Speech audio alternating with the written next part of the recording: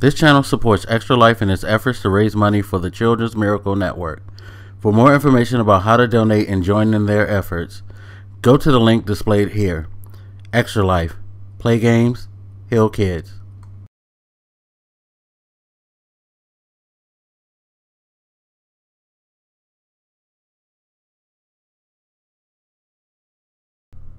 What up, everybody? This your boy Black Maggots, and Walking Dead Season 5, Episode 11. We definitely are heading towards a major plot point in the comic books, and I can't be more than excited having read it. In fact, I need to pick up the comic series again because I left off at a major breaking point in that conflict. I believe the last issue I read was March of 2014, so got about a year worth of comics to catch up on, but I definitely am going to do that to see if the show's going to mirror that anymore. Now, one of the things they've done with The Walking Dead that I've always liked is that they made it their own from the jump. They didn't stay beat for beat with the comic book. They, definitely carved out their own landscape.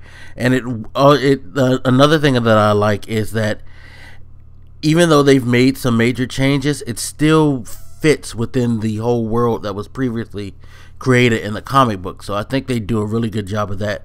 This makes me worried about the news that I heard about Game of Thrones.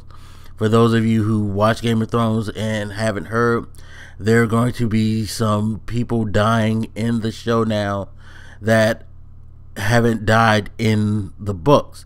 They're basically going to make a major shift, whereas for the most part they've pretty much mirrored the Song of Fire and Ice books with little tweaks here and there.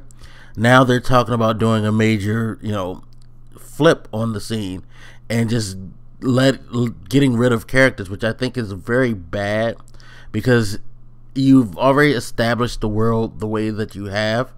You can't make a major break and not suffer some consequences. It'll be interesting to see how they do that. I really feel like Walking Dead does it a lot better, even though I like Game of Thrones probably more than I like Walking Dead. Now, going back to the subject at hand, which is episode 11. So we saw the stranger who named himself Aaron introduce himself at the end of last episode, and of course when he's brought to the group by Sasha and Maggie, immediately everybody's just like, okay, what's going on? Are we about to get hit? Rick goes into straight, I don't give a fuck, you probably trying to kill me, so give me a reason why I shouldn't kill you mode. And it's really funny because you see how little trust Rick has for anything in the world these days. Rick is just basically on autopilot. He's just like, I'm just trying to live to the next day and kill anything that I perceive will stop me from doing that. He doesn't even, he has no, he has no compunction at taking out people. By the way that we saw him punch Aaron, I mean, Aaron's trying to break things down to him.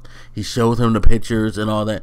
Rick's first immediate reaction was just to sock the shit out of him, and everybody else around him, you can see they're like, really, Rick? But at the same time, they're not really questioning because they understand where Rick is coming from.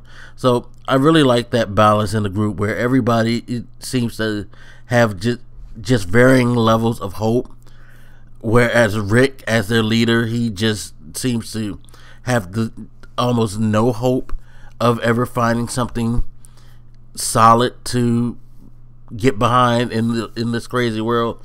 And hey, there's been a lot going on with the group, a lot of deaths, a lot of interactions that's gone wrong, so you kind of can't blame them. But at the same time, I fall more along Michonne's way of thinking, is that, yeah, shit's fucked up and we had some fucked up shit, but I gotta hold on to the hope that there's something out there better than what we have, because if you lose that hope, you pretty much are literally the Walking Dead.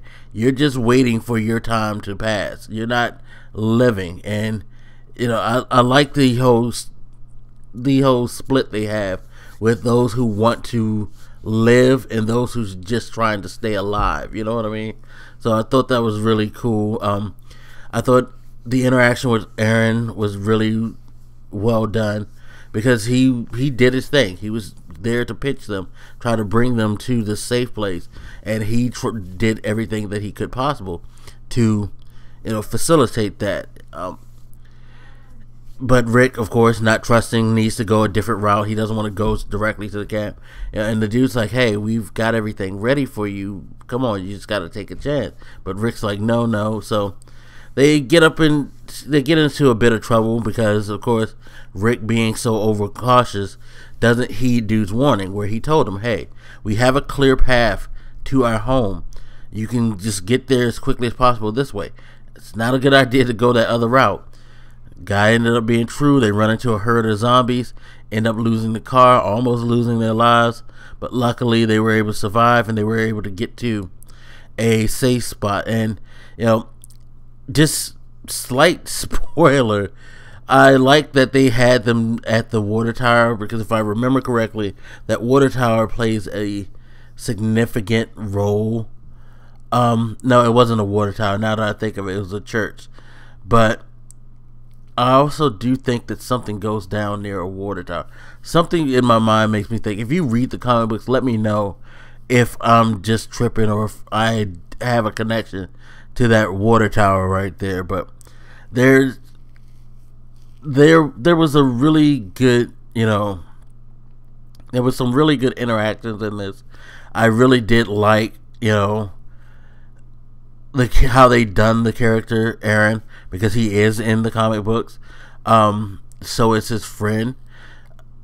It was really cool to see some characters that that are part of such a huge storyline start to bleed in, and the fact that they took them to Alexandria makes me feel like I am definitely on the right path, and they're about to go to some place that I don't think a lot of y'all are ready for. I think in this case, I'm glad I read the comic books, because knowing what goes down, although I do feel like they're not going to do it beat for beat, there's going to be some modification somewhere.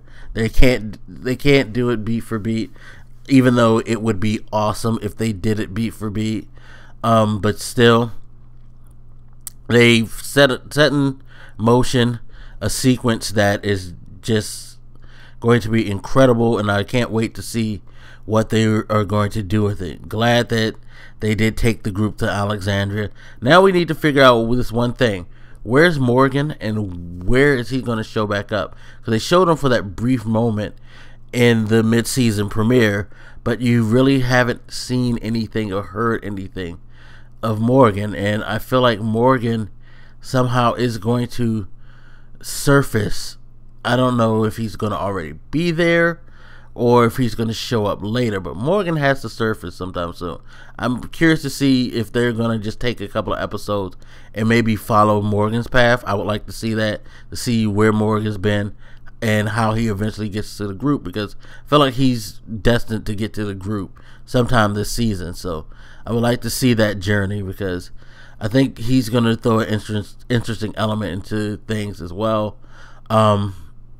Yeah, it's a pretty cool episode. It was a really cool episode. I know a lot of people complained about last week's episode because it wasn't action orientated and all of that. I feel like not all episodes need to be full of them running from zombies, fighting zombies, being chased by zombies, or bad humans. You're not constant. It works within the story frame to have episodes like we did last week, and an episode like this, which had a good balance between personal interaction and a couple of action sequences. You don't want to get too overburdened with, hey, we're just out here fighting zombies, because it makes the story stale, flat, and completely predictable. You need those episodes like last week to set things in motion so you can get an idea of where everybody's at, what's going on in the world, and just to, help establish your upcoming storylines, because you need to have these personal interactions and these connections with these characters. That way, it's a perfect way that makes us feel it when they finally go, on the show. It's just like the episode right before Merle got, taken out, where he, right leading up to the point where Merle got taken out.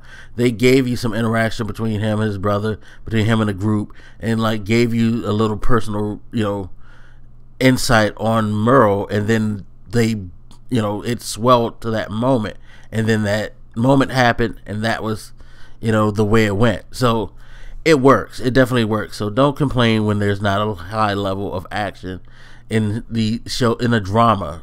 Mind you, this is still a drama. It's not an action adventure. It's a drama, so it works, and it definitely fits. But anyway, solid episode. Glad to see the group have made it to the camp. Can't wait till you guys see what's in the camp and what's going to go on in the camp, and not only that, what's going to happen beyond that. It's going to be a really good, solid storyline. Trust me on this one. But anyway, as always, hit me up. Let me know what you think, and I'll holler at you later. This your boy Black Makers, and I'm out. Deuces.